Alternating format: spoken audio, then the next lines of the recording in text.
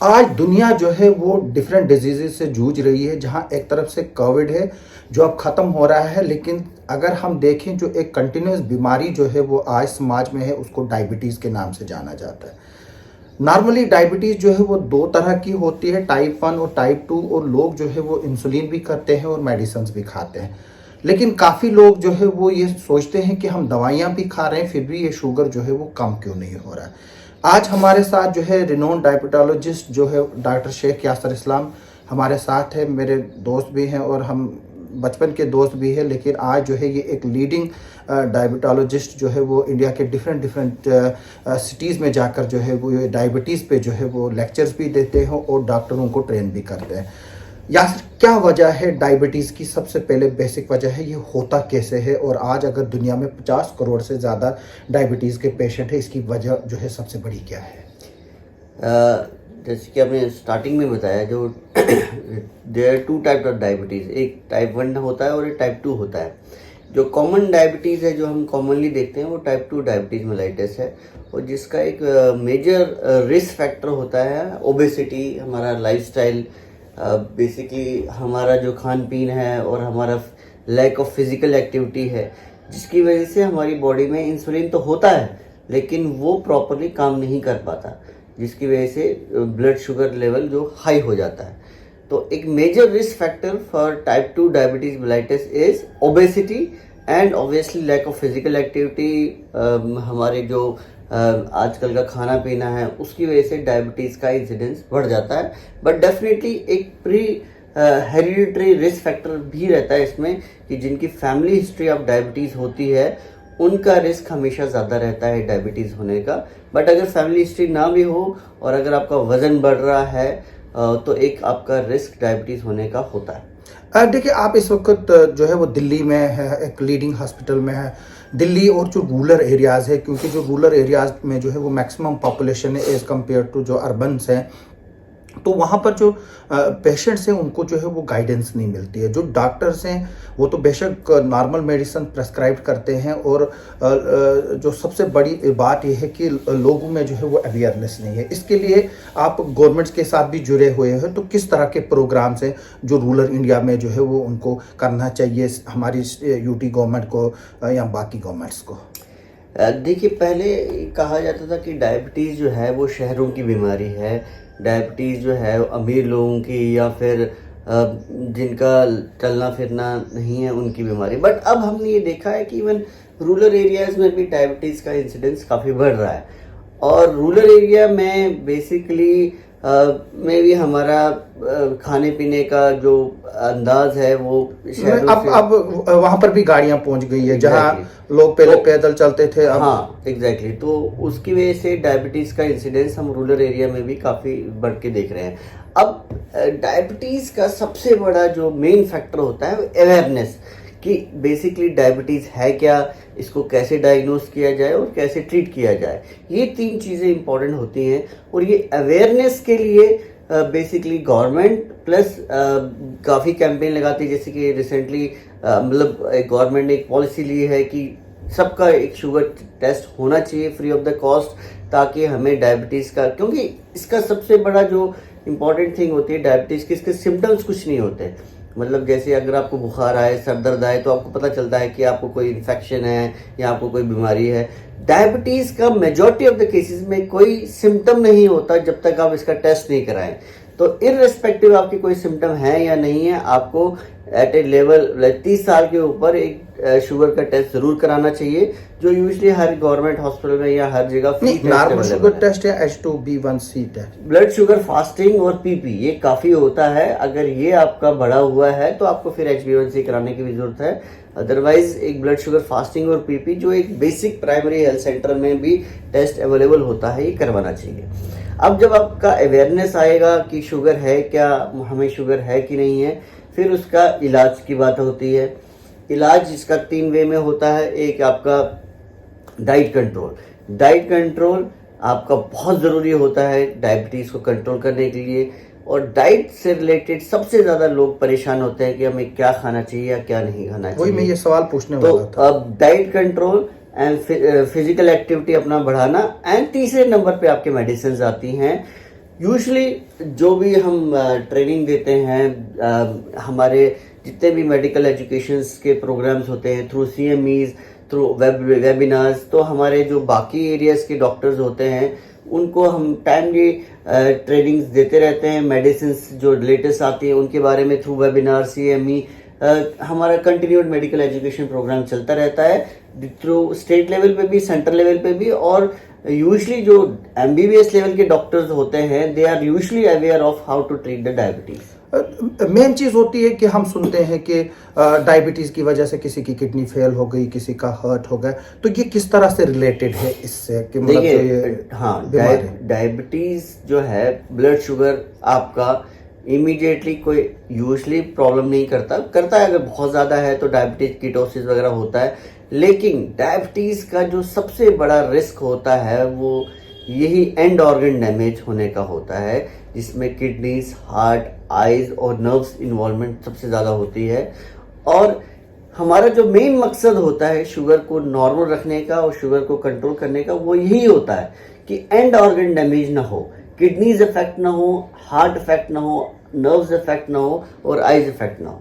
तो this is our aim कि हम शुगर को एक नॉर्मल लेवल पे रखें, HbA1c लेवल को नॉर्मल लेवल पे रखें, सो दैट लॉन्ग टर्म में ये एंड ऑर्गन डैमेज ना हो।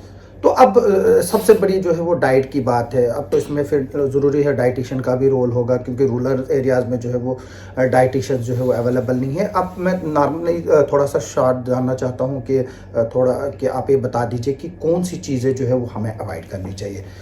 जैसे कि कल आपने मुझे एक बात बोली कि मैदा जो है वो डायबिटीज़ के लिए ठीक नहीं है, जबकि हम नान खाते हैं, गिरदे खाते हैं, ब्रेड खाते हैं। लोग इस चीज़ के लिए अवेयर ही नहीं है कि उनको डाइट क्या लेनी है। देखिए, ये ज़रूरी है क्योंकि डायबिटीज़ बेसिकली होता क्या है, शुगर कार्बोहाइड्रेट्स होता है, तो हमें कार्बोहाइड्रेट्स डाइट में अवॉइड करना है। और ये कार्बोहाइड्रेट क्या होता है, बेसिकली अनाज में हर एक उसमें कार्बोहाइड्रेट होता है। जैसे चावल है वो कार्बोहाइड्रेट्स है। मैदा, जैसे कॉमनली, जैसे हम कल बात कर रहे थे एक फंक्शन में कि मैदा, एक लोगों में अवेयरनेस ही नहीं है कि शुगर में, डायबिटीज़ में मैदा अवॉइड करना चाहिए, क्योंकि मैदे का ग्लाइसेमिक इंडेक्स बहुत ज़्यादा होता है। आप चाहे एक बेकरी की आइटम खा लें, एक बिस्किट खा लें, आपने अपने हिसाब से कि एक ही बिस्किट खाया चाय के साथ, बट वो शुगर काफ़ी ज़्यादा बढ़ाता है। तो हमें कार्बोहाइड्रेट्स को अवॉइड करना है, प्रोटीन्स ले सकते हैं ज़्यादा, एनी मॉडरेट अमाउंट में आप सब कुछ ले सकते हैं, बट आपको ये देखना है कि वो खाना लेना है जिसका ग्लाइसेमिक इंडेक्स कम है। मोटा मोटा ये मान के चलिए कि आपको मीठा तो बिल्कुल अवॉइड करना है। फलों में जैसे आम, केला, चीकू, इसका ग्लाइसेमिक इंडेक्स थोड़ा ज़्यादा होता है, ये अवॉइड करने के लिए बोलते हैं हम। और नहीं, फलों में फिर खाना क्या है? देखिए, आम, केला, चीकू के अलावा ये भी हम थोड़ा अमाउंट में खा सकते हैं, बट ज़्यादा नहीं खाना है। बाकी सब फल खा सकते हैं, सेब है, संतरा है, इससे उतना ज़्यादा नहीं बढ़ता। लोग पपीता ज़्यादा खाते हैं, जो पपीता, सेब, संतरा ये सब खा सकते हैं। केले का ग्लाइसेमिक इंडेक्स ज़्यादा है, वो थोड़ा हम अवॉइड करने के लिए बोलते हैं। एंड मीठी चीज़ें तो ऑब्वियसली अवॉइड करना है, क्योंकि जितना आपका शुगर इंटेक होगा उतना आपका डायबिटीज़ बढ़ेगा। तो पोजीशन क्या है रिसर्च की? हम काफ़ी देर से सुनते आ रहे हैं कि कुछ ऐसा इंजेक्शन आएगा जिसमें 6 महीने फिर आपको दवाइयाँ नहीं खानी पड़ेगी, या डिफरेंट चीज़ें आ रही, क्योंकि ये भी जो है वो वर्ल्ड हेल्थ ऑर्गेनाइजेशन ने ये भी बोला है कि अगले कुछ सालों में जो है डायबिटीज़ की स्ट्रेंथ जो है वो डबल होने जा रही है। तो इसका मतलब है कि ये एक अलार्मिंग सिचुएशन है, मोर देन कोविड और जो बाकी चीज़ें हैं। देखिए, मैं आपको एक इम्पॉर्टेंट इन्फॉर्मेशन दूंगा कि India is considered the diabetes capital of the world. बिल्कुल, इंडिया में डायबिटीज़ का इंसिडेंस बहुत ज़्यादा है। इनफैक्ट हमारी जो OPD होती है, और इस बात से मेरे बाकी जो कलीग्स, डॉक्टर कलीग्स हैं, वो सहमत होंगे कि every third patient is diabetic now. मतलब कोविड तो खैर एक, वही आपने बताया कि टेस्ट ही नहीं करते हैं। हाँ, लोगों को अवेयरनेस ही नहीं है। सबसे इम्पोर्टेंट, जैसे अवेयरनेस की बात की डायबिटीज़ है कि नहीं। आधे लोग तो हमारे पास किडनी और हार्ट फेलियर करके या किडनी डैमेज करके आते, तब उनको पता चलता है कि डायबिटीज़ है। तो डायबिटीज़ का इंसिडेंस बहुत ज़्यादा है, और ये तभी पता चलेगा जब हम टेस्ट करेंगे। जितना चाहे आपको सिम्टम है नहीं है, आपको शुगर का टेस्ट ज़रूर एक बार करना चाहिए once we are beyond 30 years. तो डायबिटीज़ इतना ज़्यादा कॉमन है कि every now and then we are seeing, मतलब हमारा सेकेंड थर्ड पेशेंट डायबिटिक होता है। और इसका मेन जो है हमारा खाना पीना, लाइफस्टाइल, जिसकी वजह से इसका इंसिडेंस बढ़ गया है। जो फास्ट फूड और ओबेसिटी एक सबसे इम्पोर्टेंट रिस्क फैक्टर है डायबिटीज के इंसिडेंस का बढ़ने का।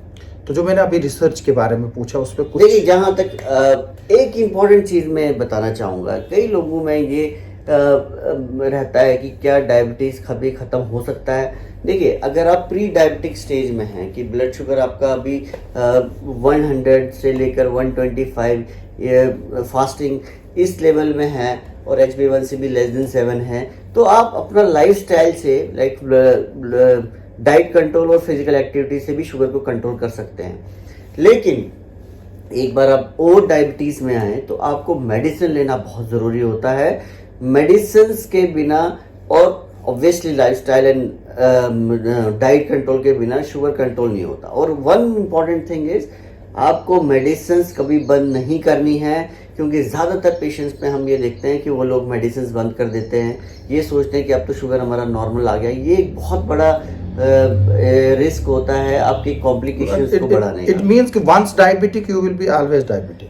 अगर आपका और डायबिटीज है तो, बट हमने कई लोग ऐसे देखे हैं जो डाइट कंट्रोल से, वेट लॉस से भी शुगर को कंट्रोल में रखते हैं, बट उसके लिए मॉनिटरिंग बहुत ज़रूरी है। अगर आप मॉनिटरिंग कीजिए, शुगर चेक करते रहिए, डाइट कंट्रोल से, फिजिकल एक्सरसाइज से आपका शुगर नॉर्मल आ रहा है तो मेडिसिन मत लीजिए। लेकिन अगर आपका कंट्रोल में नहीं है, टारगेट में नहीं है, तो फिर आपको डेफिनेटली मेडिसिन लेनी पड़ेगी। और ज़्यादातर लोगों को ज़रूरत पड़ती है मेडिसिन की, और मेडिसिन जो होती हैं वो एब्सोल्युटली सेफ होती हैं, लाइफ लॉन्ग के लिए ली जाती हैं, उनका कोई नुकसान नहीं होता, वो लॉन्ग टर्म में हमेशा बेनिफिट ही देंगी, आपको नुकसान कोई नहीं देगा। इसका मतलब ये है कि जो डायबिटीज है उसकी जो मेडिसिन प्रिस्क्रिप्शन है, कभी आप लो ना लो, वो मॉनिटरिंग पे सारा डिपेंड है। Yes. तो जो अब हम बात करें, क्योंकि आप एक ऐसे प्रोग्राम से भी जुड़े हैं गवर्नमेंट ऑफ इंडिया के, जो डॉक्टरों को ट्रेनिंग देते हैं कि मतलब किस तरह से डायबिटिक पेशेंट को जो है वो हैंडल किया जाए। मैं मुख्तसर जानना चाहूँगा, जो हमारे रूरल एरियाज में डॉक्टर हैं